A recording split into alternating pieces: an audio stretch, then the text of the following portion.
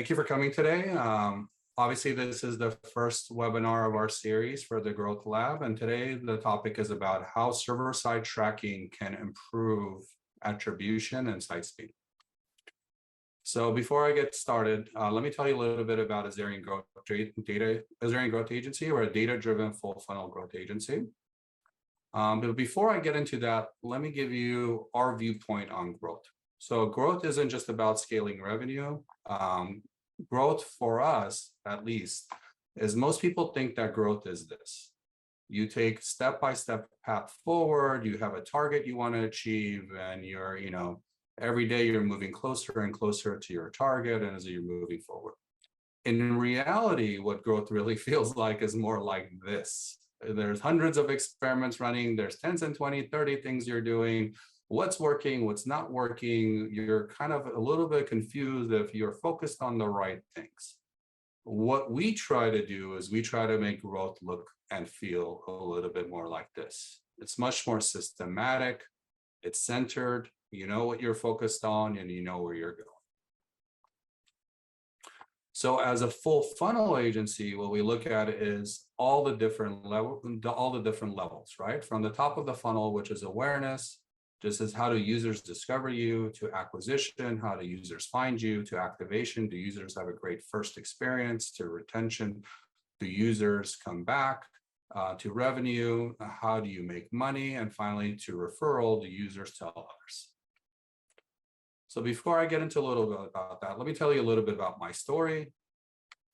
So a few months ago, my son and I, we were actually getting ready for his science experiment. So here we were planning on what he's going to be presenting, and we were working through all the different things. This is not my son, but this is a cartoon animation or a stock photo of it. But as we were going through these experiments, it allowed me to think and reflect a little bit on what a growth marketer does. And it's very much in line with that, where we're constantly running experiments and we're trying to think about, hey, how are we going to push our clients forward?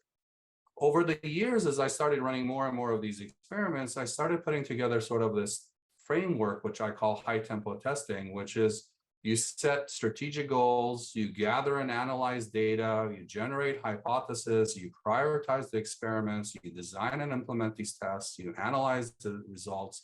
And if these things become successful, you start systemizing it. And you start going into this repetitive flywheel in this circular motion over and over and over again. And you start moving faster and faster, you start learning more and more and more. Also, as we started doing this, I also started realizing that most of the experiments actually don't work out. They churn into what I call mistakes or learning opportunities. So if you think about how the humans in general are learned, right? That we could either study and we learn through theory, and then we start implementing some of these things and that becomes practice. But the wisdom and the knowledge we start gathering over time is predominantly through our mistakes. So this started kind of reflecting onto me, and I was saying, okay, now that we've made mistakes and tons of it over the years, what can we do? How can we give back? And that is now the birth of our Growth Lab series.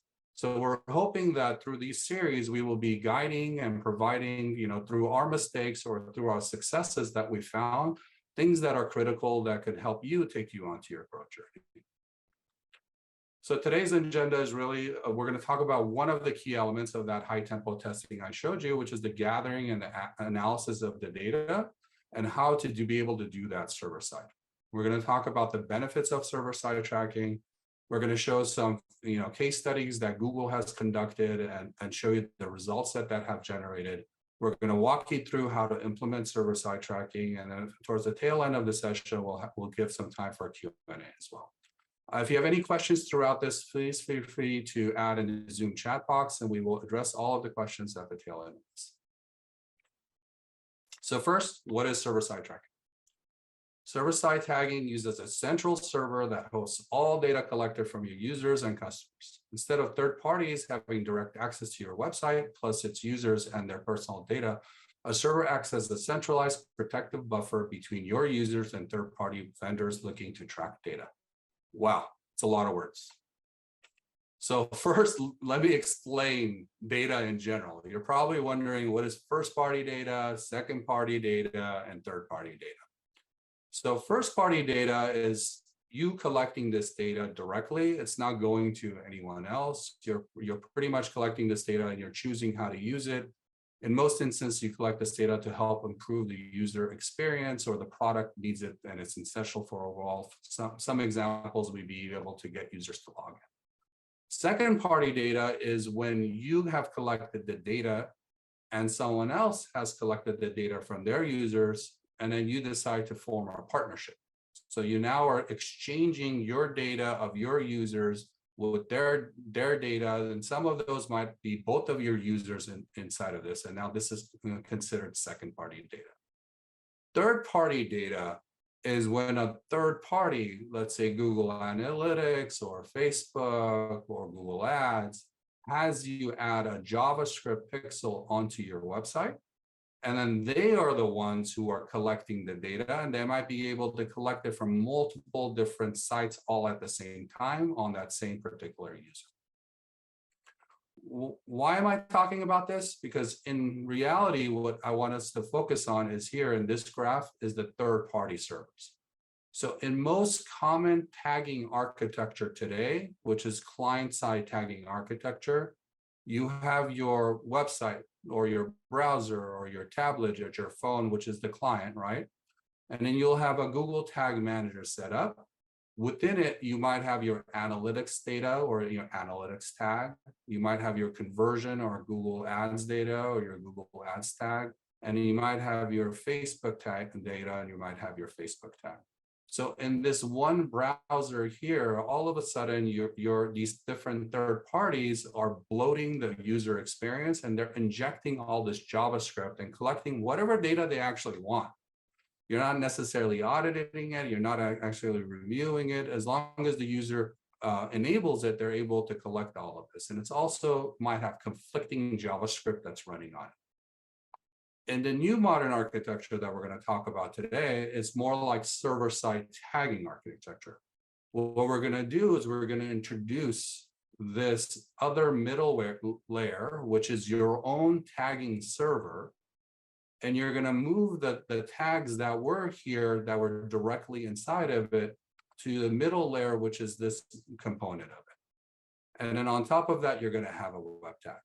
So how does all that happen? So when the user lands onto the site, your server that actually will load the website or load the mobile app or load the tablet will still work as it normally does. You will have now only one tag. And this one tag will be the tag that collects all of the information that the user does on the website. It might be a page view, it might be a lead form submission, it might be an add to cart, it might be a purchase, whatever it might be. This one tag will collect all this information. It will then share it to your server. So it will go directly from here to here. And then within your server, you will then decide and process which tags get what information. So you will be able to say, hey, in my analytics data layer, I will only be sending this information. In my Google Ads layer, I will only send this information. And in my Facebook tag, I will send this information, and so on and so forth. So why is this important? Well, there's a lot of laws and regulations that have been changing. And the top right here on this graph, I'm showcasing and showing you GDPR in May 2018 started, filing enforcements. FTC as well fined Facebook in June 2019, and then CCPA started also going into enforcement in 2020. So all of these laws are really headed towards providing consumers privacy on their personal data. At the same time, the major technology companies have also embraced this as well. So from Apple Safari through ITP from 2017 to its more modern versions of it, to Mozilla Firefox through ETP, and then as recently as Google announcing that cookies will also go away. So you can see the movement overall has gone towards more consumer privacy and the usage of their own data as a whole. So what does that mean? Well, if you look at all of this, you will see that most of our browser data from Chrome, Safari, Firefox, this is pretty much all of the web experience will no longer really be supporting this notion of third-party data or third-party collection. What does that mean in terms of use cases? I know that's a lot of things I just said. So let's think about a simple example. Let's say you're an e-commerce, retail, and you want to run a retargeting campaign. So you have someone that lands on your website, they don't do anything. They don't necessarily buy at that time, but it's the first visit, they've landed. So at this set, you have a first-party cookie set and you have a third-party cookie set. In today's world, what would happen is the consumer would leave. You would then be able to retarget them. You would be able to run a Facebook ad, you would be able to run a Google ad, you would be able to run a TikTok ad, whatever you really wanted to, because the third-party pixel would have been on your site. And then at this point, then they would see another ad from you that would be much more personalized to what they're looking for. This would catch their interest. They would come back to your website, right? They would revisit your overall website and maybe have a much better experience because now you know specifically what they were looking for. So you've landed them into that page that has all those different products that they wanted to purchase. At the end, they would make the purchase, and everyone in this journey would get the attribution. So either you would get it, the publisher who brought them in would get it, and so on and so forth. What's about to happen when third-party cookies go away is consumer retargeting is going to get challenged. There's no longer third-party cookie being set. There's no longer this remarketing tax being done. There's no contextual retargeting that's going to occur, and attribution is going to get broken if you continue relying on the current form of tracking that's set up. So that's one example use case. So let me now get into the benefits of server-side tagging. So one is, as simple as it is reduce page load. As you remember in the graph I shared earlier in the client tag tagging, as it stands today, all of these third-party tags are on your site. So if you're a publisher, you probably have hundreds of these. If you're a large advertiser, you for sure have at least 6 to 8 of these, if not more. So all these different pixels are bloating up the user experience because they're causing, slower page load time as you're waiting to execute all through these third-party files. You'll be able to remove all of these to the server and have just one, which will obviously in return improve page speed. You will be more secure and safe. Data processing will now happen on your server. You will understand exactly what's being collected by the third parties. You will be able to say they get this data or they do not get this data. You will be able to specifically share the information that you want to share for your users and be able to protect their privacy and rights as well. You will have full control of the data collection. You are able to collect all of these. You will be able to, in theory, bypass ITP and ETP and all of these different regulations that are coming in because this is first-party cookie now. It's no longer third-party cookie, and you're able to collect that information. Obviously, you still need to honor what your users have suggested, but at least you know that this no longer is getting bypassed and you have full control over this. You will be able to extend the cookie duration, as I was alluding to earlier. Because of the way you're collecting the data now, is now considered a first-party identifier. The Safari ITP only acts on JavaScript set cookies. So this is a very good way of ensuring that you're able to extend the user attribution windows and you're able to collect the information that you need to improve the overall user experience. And then you will have the reduced impact of ad blockers. Currently, most ad blockers automatically react to common URLs like Google Analytics. So you're not actually collecting all this information as you thought you perceived that you were. But once you make this a custom domain and you set up your own server, you'll get a full picture of the analytics and all information that's happening. So you'll be able to get the attribution that you need. So let me first get into the first case study that Google did. So this was done by Ben Fisher in 2021. So Square.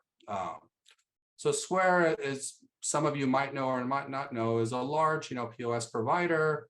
They have traffic coming in from all over the site. Here's a similar web metric for you to kind of see.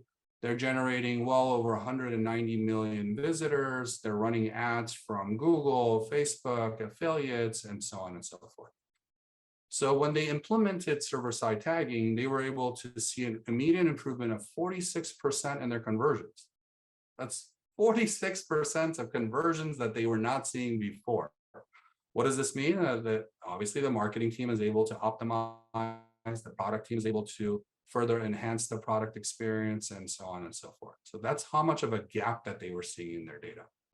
Here's another one, Nemling. So Nemling is basically a online grocery store in Europe where consumers can come and purchase different items and so on and so forth. Not as large as Square, 5 million visitors, but still significant.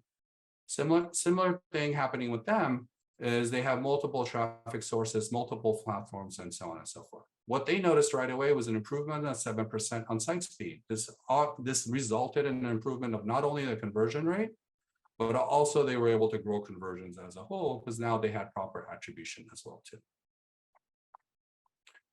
So now how are you going to implement this? I know we've talked about this. This must sound really, really complicated to do. You're like, oh my God, this is going to be the hardest thing to do. Actually, I'm going to show you how simple and easy it is. So step one, you're going to simply provision a GTM server. You're going to go create a Google Cloud platform. You're going to set up the billing. You're actually going to go through their GUI and it says automatically provision a tagging server. That's it. You're already done with step one. Then once you've done this, you're going to set up a custom domain. You're going to go into your apps engine. You're going to basically log into your registrar. You're going to name it to what your subdomain for your site, and documentations are provided here. And we'll send this also as a follow-up in the email. But it's as simple as adding a couple of CNAME records. So once you've done that, now you have your site created. So now you're going to go back and update your Google Tags code. So instead of it referencing HTTPS googletagmanager.com, you're going to take this part and you're going to reference your new server-side tagging. If you do not do that, you will still get this error. So you will get an error here that showcases that, hey, this is not first party. But as you can see in this scenario, it's already starting to showcase that it's first party. So it's very, very important that you go back and you update this part of the code to reference your new server URL that you set up in the previous step. And then lastly, once you have done all of that, you will now all have to do is collect your data from the client side. So you will be collecting the data through using your web tag. So you can do it in many different ways. So we talked today about the web component of it. So you can do it as simply as using your current GA4 setup. You will collect the web tag and then you will be able to send it to your server side. Once you have done all of that, that's easily done by just adding a transport URL. So all the information now is getting sent to your server side. And at that point, you can now start firing your server side pixels. So let me show you really, really quickly an example of this. Here it is on our own setup. So here is our setup. We have our, as you can see, this is our client side tag. We basically have two different tags. That's all on our client side.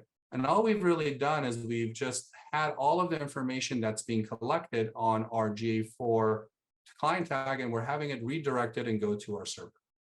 And now on our server side, all we're really doing is collecting that information and choosing what to send. And what we're really sending here is only the request type. We're not sending any additional information that the server is collecting because we don't want to send that information to GA4. So we're actually selecting and saying, hey, only send this particular request type. And that's it. And by doing this, we're able to collect server-side tag. As simple as that. On top of that, now we're also able to do others. So here's an example of us setting it up for Klaviyo and us being able to collect that information as a whole there too. So within the Klaviyo setup, we do something similar. We hit the API key, but instead of just sending it just what type of information it was, we're also sending other additional information. We're sending the date, the name, the goals, the services, the URL, and so on and so forth. This is all the data that's being collected on the client side, but we're able to determine which platforms and which tools are receiving which information. I know I talked a lot now. I showed a lot of different examples, but we'll love to see if you guys have any questions as well. Thank you. Thank you so much, Hamlet. This was so interesting and also insightful. And we do have questions saying, where do we update the server-side URL, in the actual website core or GTM? And the actual website code. So the server-side URL, if we're referencing this part, would be in the actual code itself. That's what would get updated. And that would be referencing your code. Is that the question? I just want to make sure I answered it correctly. Yes, that's the question, Hamlet Jen. Perfect. Any Thank- other questions? Yes, we have another question asking, can this setup be done in GA Universal instead of Google Analytics 4? It could be done in Universal Analytics, but Universal Analytics is going away in July. So if you are going to do it, it's probably best to do it in GA4 and do the transition now. Thanks, Hamlet Jen.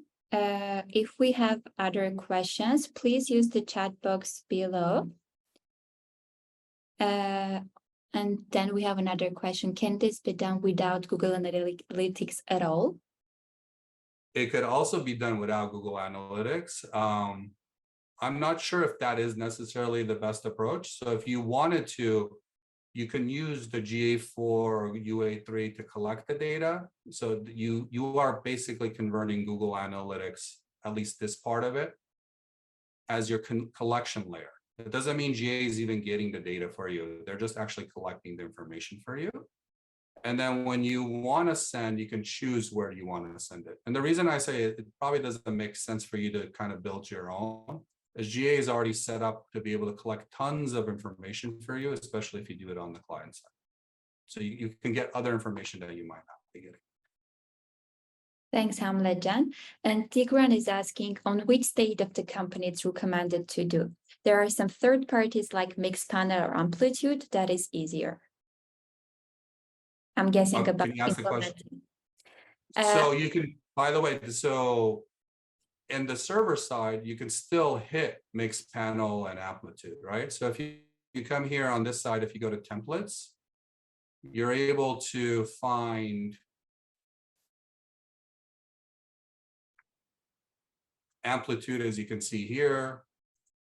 I believe Mixpanel is also set up.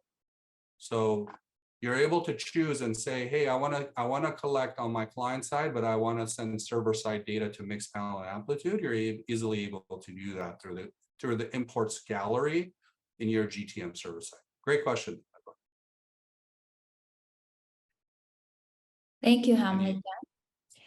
For now, we don't have any more questions. If we do, we'll check and answer them. And meanwhile, maybe we can update what updates we have at our agency, Hamlet Jen, in case there might be someone who is interested. Of course. So thanks everyone for coming. So feel free to follow us on AGA and social media for more information about our upcoming webinars, news and updates. Obviously, this recording will be shared with you guys who have attended. We will send it to your email addresses. We are hiring and we are growing. We are actively looking for additional community growth lead and as well as growth marketers. We are a team of 15 and we're looking to expand and grow to be able to further provide services for our clients and improve the overall experience for them. So please go to azariangrowthagency.com/careers if you're interested in applying. And thank you. Thank you for taking the time in your morning today or evening from wherever you are. Really appreciate you coming in, and I hope this was informative and was helpful, and look forward to talking to you and connecting with you and further on our future Growth Lab series. Thank you, Hamlet Jen, for this very insightful webinar, and we are very looking forward for the future webinar and learning together as a growth ecosystem. Thank you, everyone.